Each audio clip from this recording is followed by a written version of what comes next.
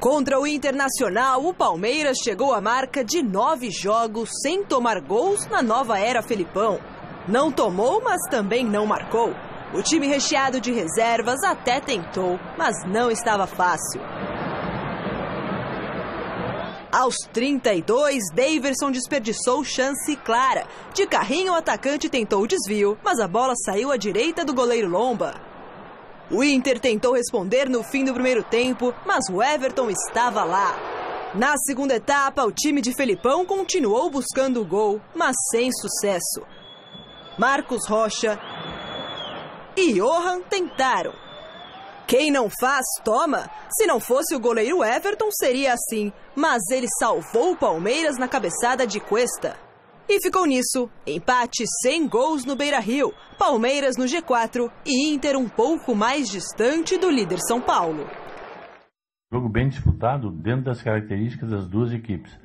E nós, parece-me que passamos ao quarta colocação por algum critério aí que eu não sei qual, em relação ao mesmo número de pontos que o Grêmio.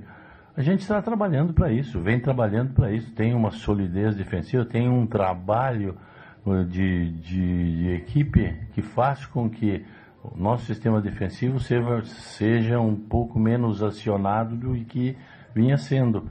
E o trabalho do pessoal é muito bom na semana toda.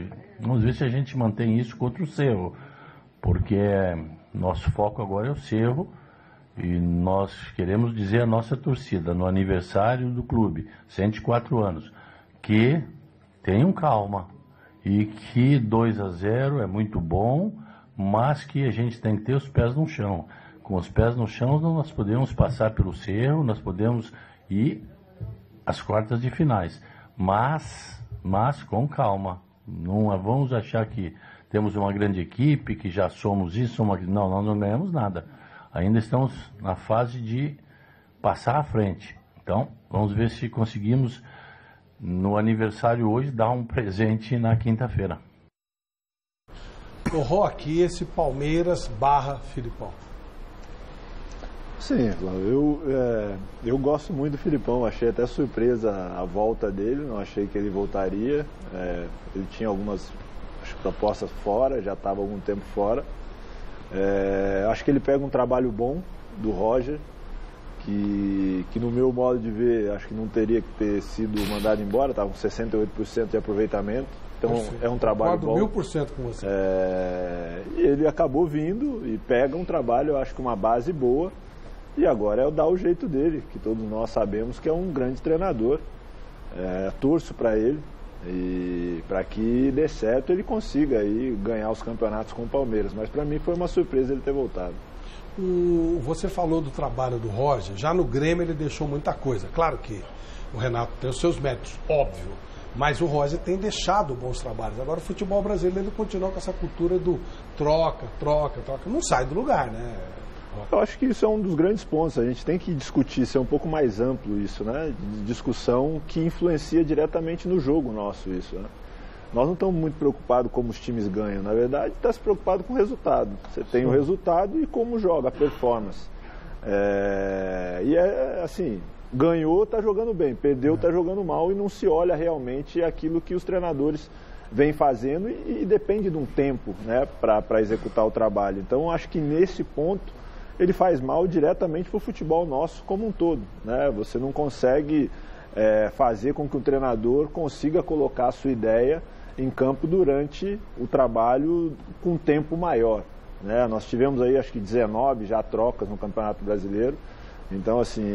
mostra que os gestores são os incompetentes, né? Eles não souberam escolher, a culpa é deles, eles são incompetentes. Eu acho que o todo, né? Eu repito, tem que olhar o todo, porque você tem muita pressão de todos os lados, né? Tem do gestor, tem da mídia... Você falou que 19, são 20 clubes na primeira? Tem mais um, aí vai balançar entre Corinthians e Flamengo, para inteirar o 20. Então, mas é muito. Em nenhum outro lugar do mundo você vê tanta troca assim. E o cara sofre sozinho, né, o treinador. Quer dizer, ele chega como salvador e sai como crucificado. Né? Não, e não há ideia de nada, não tem ideia de jogo. A ideia de jogo que o Roger, ele veio aqui e falou, eu estou tentando impor um sistema no Palmeiras, criar um jeito de jogar no Palmeiras com a autorização da diretoria, foi contratado para isso. Aí sai tudo que ele fez, claro que o Filipão é inteligente, como está aproveitando muita coisa, mas aí é o jeito do Filipão. Como sai o Jair Ventura, é o jeito Cuca. Você vai mudando. Se o Diego Aguirre sair, entra um outro treinador, vai fazer. Não tem nunca um jeito do time jogar. É muito esculhambado. E às vezes muda o perfil do treinador. Totalmente. Você traz o Filipão pro Roger, tem uma diferença. Você traz o Jair pro Cuca, tem uma diferença. Então acho que tudo isso influencia. Tem uma coisa de gestão que é assim. No Brasil, os presidentes dos clubes são amadores pra caramba. A maioria desses são amadores. Depende do que você chama de amador. Oficialmente eles são amadores. Mas se fora, por fora é uma maravilha, né? Tanto um monte então, querendo aí ser. O que eles querem? Eles querem mostrar serviço e dizer que eles são gênios, são magos. E eles precisam do resultado para isso. Então é por isso que toda hora cai um técnico, toda hora, manda embora, pelo amor de Deus, a gente precisa de resultado rápido. É esta má gestão que faz isso. E o futebol brasileiro não sai do lugar. Como se os 20 times que disputam o Campeonato Brasileiro, os 20 fossem ganhar. Não, a gente não tem nem noção do tamanho deles. Onde pode ir. Por exemplo, o Corinthians.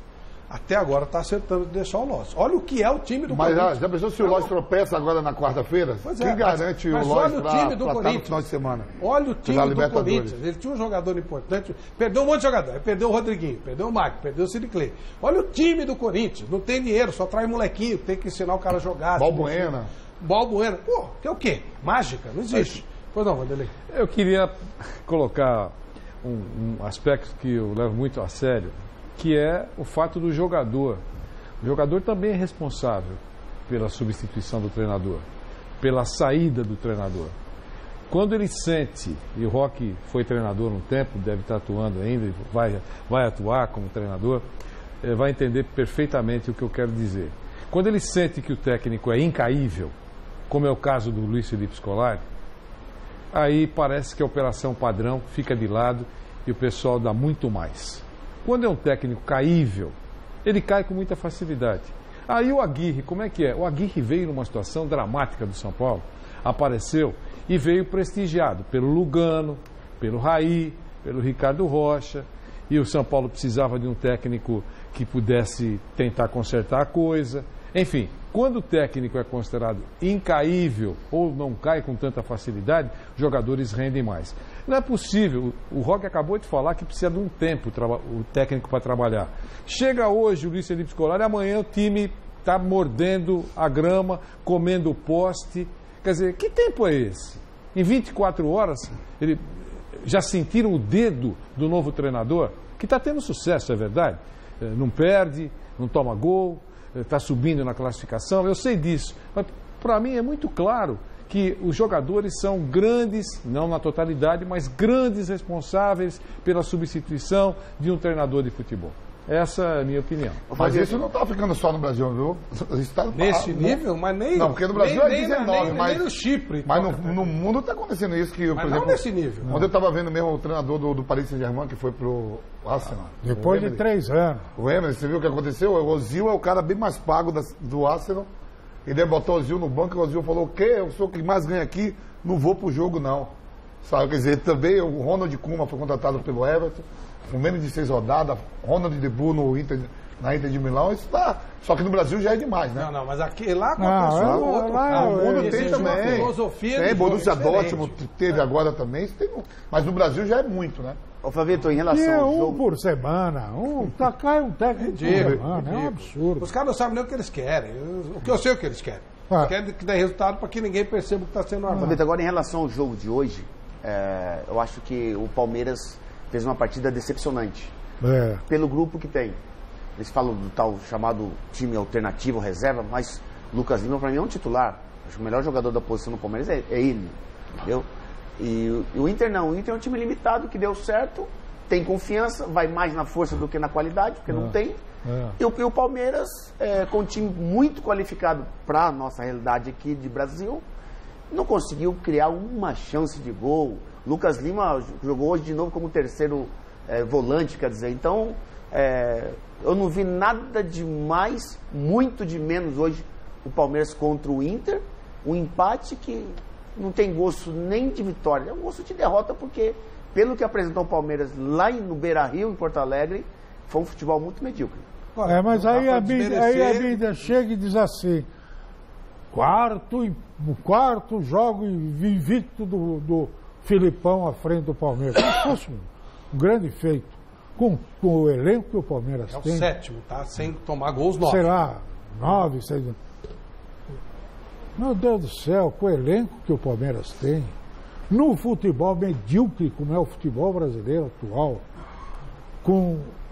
contra um time como o Internacional, que saiu ontem da segunda divisão, e que não tem nada de excepcional, como bem disse o Miller, é um time fraco. Jogar ali só para se defender, para garantir o empate e tal, precisando crescer na tabela, tendo essa oportunidade, porque estava ali disputando com o Internacional, que é o segundo colocado, quer dizer, sabe, falta futebol brasileiro, falta grandeza de pensamento, sabe, de alma. Helena, quando você fica incensando um treinador do tipo do Filipão, que é igual a grande maioria dos outros que aí estão atuando, você está fazendo um mal desgraçado para o futebol brasileiro, porque ele não cresce, ele não se desenvolve como futebol, como espetáculo, ele passa a ser apenas a busca do resultado. Empate 1-0, já é goleada, empate está ótimo, fora de casa, aquele princípio, aquele conceito vagabundo de enxergar futebol. E a principal jogada do Palmeiras hoje, por isso que o Everton sentiu a perna. Ele bateu 300 tiros de meta na cabeça daquele garoto lá, Davidson, que para mim é um jogador muito mediano. Ele ganhava de cabeça e caía no pé do zagueiro do Inter. Quer dizer, é muito nada para um time que precisa vencer algum título nesse segundo semestre. O Roque, eu defendo, eu acho que o grande mal do futebol brasileiro é esse modelo com conselheiro, essas porcarias aí que não servem para nada, só para pedir cargo, para tentar se ajeitar de algum jeito, botar jogador e tal. Eu sou super defensor da sociedade anônima. Você está trabalhando num time assim, você está na Ferroviária de Araraquara, você é diretor de futebol, você sente diferença, você que trabalhou em tantas equipes e é dono de um time, não sei se ainda é ou se você não é mais o dono do primeira camisa na São José dos Campos. Não, o primeira camisa ainda é meu, mas está licenciado, não disputa, né? Até pegando um gancho naquilo que o Vanderlei falou, às vezes o clube, ele mostra, ele dá sinal aos jogadores, né? Quando você dá sinal, como o Vanderlei falou, que um treinador não cai, o jogador ele sente, todo mundo que está em volta sente. Então você passa uma mensagem de que, aqui funciona desse jeito. Não vem mexer que não cai. Então, até os jogadores vão se portar de outra forma. O entorno também se porta de outra forma. Quando você não passa isso, esse sinal, às vezes você deixa vago. Mas não é postura também? Por exemplo, o Muricy não era um cara fácil de se tirar. O jogador não tirava o Muricy. Porque eles tinham medo dele, porque ele ganhava. Não. E aí a diretoria precisava dele, dependia dele para fazer toda a jogada, porque o Juvencio, que não, nada, um dos piores dirigentes da história do futebol, foi engolido pelo André Santos. São Paulo perdeu tamanho muito, ele perdeu a possibilidade de ter um Morumbi sendo utilizado. E está aí, continua uma geração de Juvenal Juvencio, São Paulo não sai do lugar. E ele se segurou no Muricy. Por isso que ele não derrubava o Muricy. E depois acabou derrubando. Flávio, quando precisou, deu a cabeça dele. Na linha dos jogadores que está sendo abordado aqui, o Beto citou o Muricy. Você acha que o elenco não sente, na linha que o Roque também falou, entra o time no campo e o estádio todo. Muricy! Muricy, tá firme o cara ou não tá? Tá, mas o Aguirre, se ele empata o jogo hoje, empata contra o Fluminense, ele já fica pendurado. Porque a diretoria não segura nada, não segura ninguém. Palmeiras e Bahia, o jogo estava 0-0, o Filipão mandou chamar o Lucas Lima. Aí o Palmeiras faz o gol, volta Lucas Lima, vem Thiago Santos. Aí ficou Thiago Santos, Felipe Melo, Moisés e o Bruno Henrique.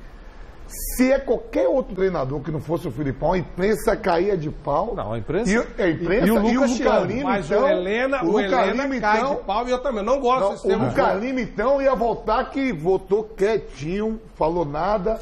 E o barco tocou. Você quer saber por quê? Mas está registrado.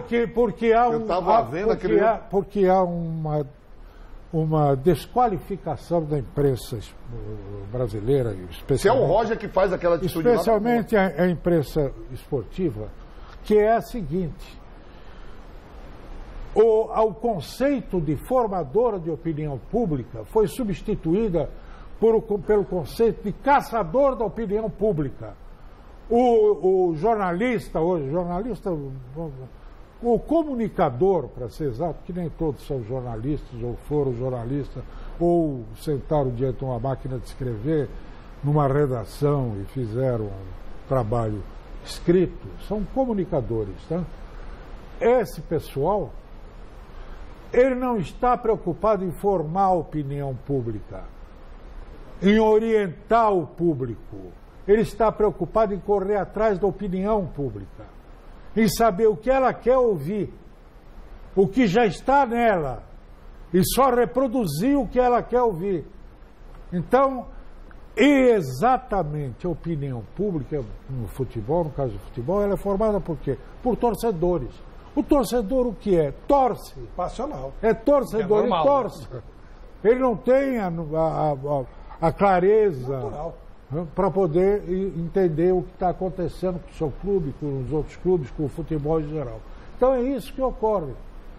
É por isso que essas figuras que viram carismáticas e são reproduzidas aí na imprensa com muito aplauso, é porque o cara sabe que a torcida gosta do Filipão.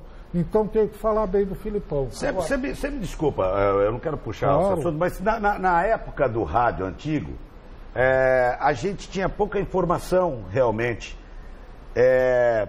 O Fluminense acaba de contratar o jogador fulano de tal aqui. Então essa era a informação que se tinha do futebol. Aí o futebol abriu muito. Os escândalos que tem no futebol tomou conta de muita coisa. Então, o que você quer informar?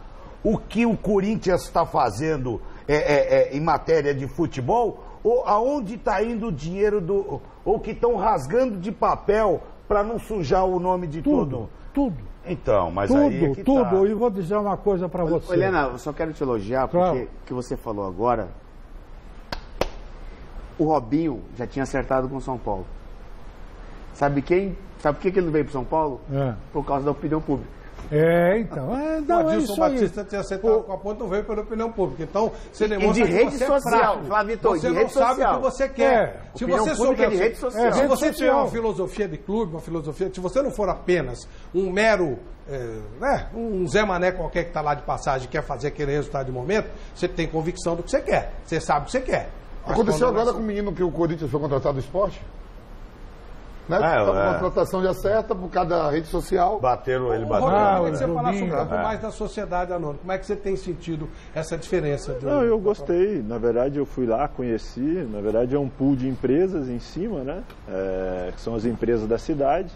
Depois tem o conselho, que representa as empresas. Aí tem o presidente e já vem todos os profissionais, né? Que hoje, na verdade, são 3. Eu na parte do futebol, o Roberto Braga, que é desenvolvimento, e o Bruno, que é administrativo financeiro. Então é mais vertical, né? Essa questão de você até falar com o presidente, falar com o conselho, você tem as metas e dentro das metas você tem que colocar a estratégia e conseguir levar aquilo no curto, no médio e no longo prazo. Então eu acho que essa pressão, de certa forma, que se tem de a cada 3 anos ou a cada 2 anos muda um presidente, entra um outro presidente, sai todo mundo, e não se faz um trabalho, até o que o cara deixou de bom, né, continua, pensa no clube. Eu acho que nesses clubes maiores isso não existe. E o que eu estou vivendo hoje, ainda não muito tempo mais na Ferroviária, o que eu sinto é isso. É muito mais fácil de você dialogar, tem muito mais claro quais são as metas, né?